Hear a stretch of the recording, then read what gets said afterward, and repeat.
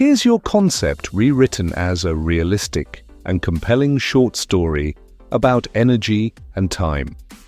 Racing against the clock, Ethan sat at his desk, staring at the blank screen in front of him.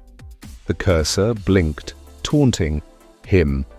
He had planned to start his project days ago, but he always found reasons to delay. Tomorrow, when he felt more inspired. Later, when things settled down.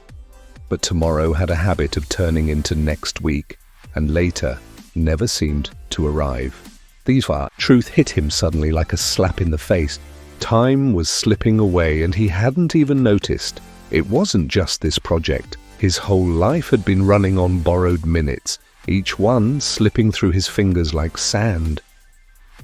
He thought of his grandfather, a man who had once told him, "You always think there's more time until there isn't."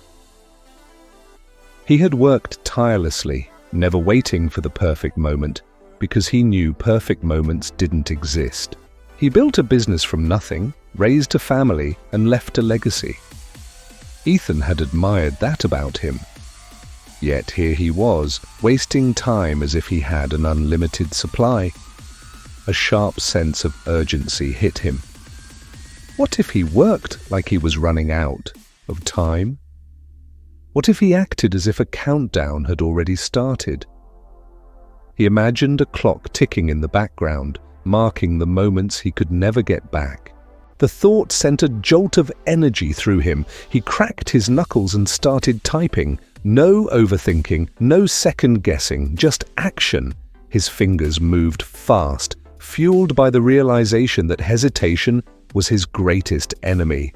Minutes passed, then hours. His screen, once blank, now held the beginnings of something real.